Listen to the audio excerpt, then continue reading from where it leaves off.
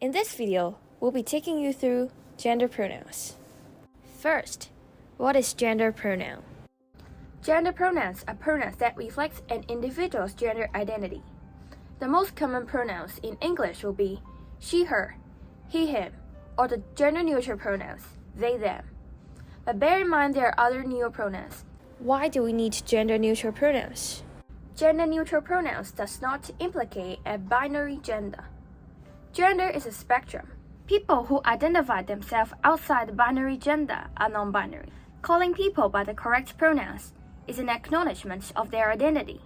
So, when to use gender-neutral pronouns? When you're addressing a group of members of both sexes, or a subject with unclear gender, you should use gender-neutral pronouns. Using gender-neutral pronouns are more inclusive to the non-binary, and calling people by the wrong pronouns can lead to misgender. Now, you may wonder, what is misgender? Misgendering occurs when you reverse someone, using language that does not align their gender identity. For all of us, our gender is an important part of our identity. With reference to a study, transgender people reported feeling very stigmatized and experience a lower self-esteem when they are being misgendered. So, here are some tips on gender pronouns. First, do not assume others' pronouns. People sometimes associate gender identity with gender expression, without knowing that they are actually independent of each other. People with a more feminine presentation does not necessarily is a she/her. Similarly, people with a more masculine presentation does not necessarily is a he/his. There is no standard presentation of they/them. It is not rude to ask about people's pronouns. As a matter of fact, it is a way of showing respect. Next, do not assume others to know your pronouns. Always remember, you can't tell gender identity just from the appearance. It is a wrong idea to assume people know your gender identity from your expression. It is also discriminatory and disrespectful, as it is reinforcing some gender stereotypes, implicating how a gender should look like. Moving on, we'll now share our thoughts on pronouns. Are you aware that you unintentionally assume people's pronouns while you are trying to address them? Unfortunately, yes, especially when I've been studying in a girls' school for over a decade. I assumed all of us were girls just because I was studying in a girls' school. It is very natural for me to assume someone who looks feminine is a girl and someone who doesn't is a boy. Back in my days in the girls' school, I just simply addressed schoolmates who I didn't know personally with the she, her pronouns. Do you think binary pronouns are common in Hong Kong? When we write in Chinese or English, we use binary pronouns. I've always wondered why we must use 他们 with the boys 他 to address a group of people when we just use they in English. What do you think of the pronoun they, them, or pronouns other than he, his, and she, her? I think they're very useful because there's people like NBs who do not identify with either of the binary genders, so they can use they, them to identify themselves. If cis people feel weird when they are accidentally misgendered by others, so are people who are genderqueer. So I think that pronouns in general make people feel more comfortable. Will you try to ask for people's pronouns next time? Sure. Now that I know pronouns are important and nobody would like to be misgendered, I will not assume people's gender before addressing them. Do you think biological sex is equal to your gender identity? My answer would be not necessary. I think biological sex does not define gender, and a person's gender may or may not correspond to their biological sex.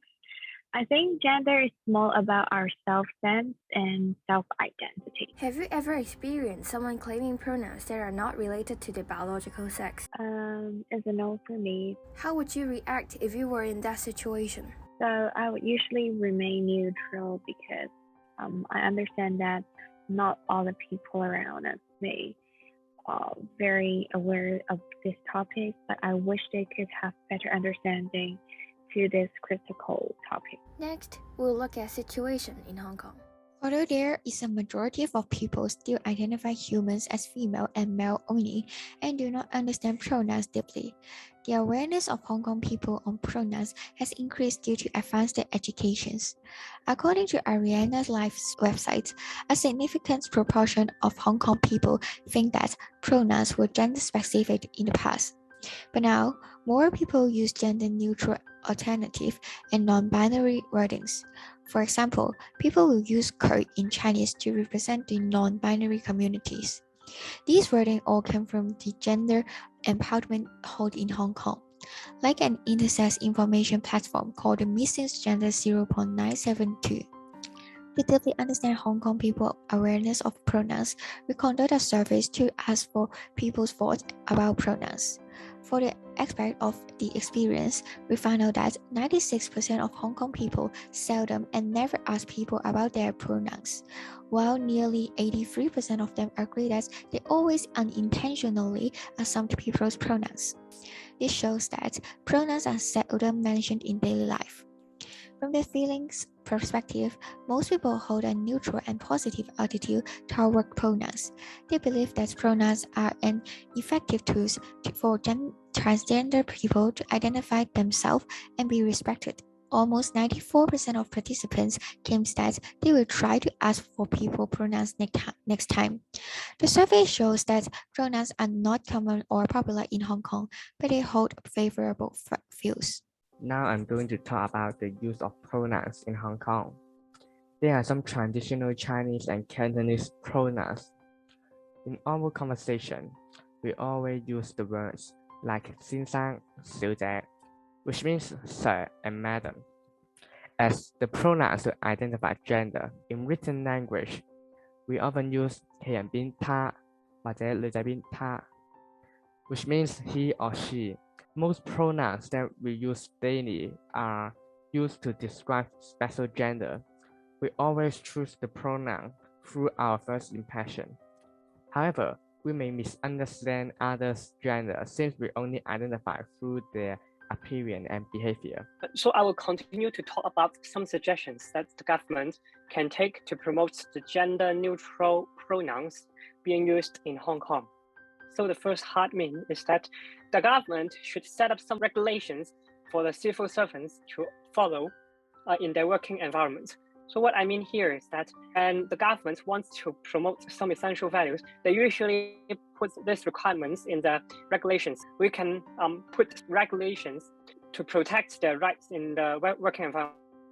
So we have two effectiveness for this measure. So the first one is to ensure the basic right that different people of gender identities can be respected. And the second one is that private institutions can follow the measures taken by the government. So the second hard mean is that the government can improve the anti-discrimination law for gender. So conservatively, gender anti-discrimination law only includes male and female. And now if you insult somebody with wordings, especially because of the gender, you are illegal. So to extend the meanings of gender to gender-neutral people, we can have similar laws, the improvement. So we have also two effectiveness, as you can see. So the first one is that to protect people with different gender identities with legal status. And the second one is to signalize the importance of respecting different gender identity in our society. One way to improve the use of pronouns in Hong Kong is through education.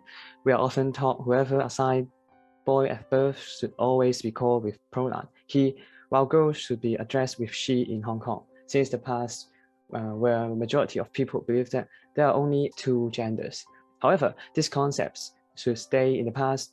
With more and more people held aware that gender is a spectrum, people should be aware that there is not only he or she.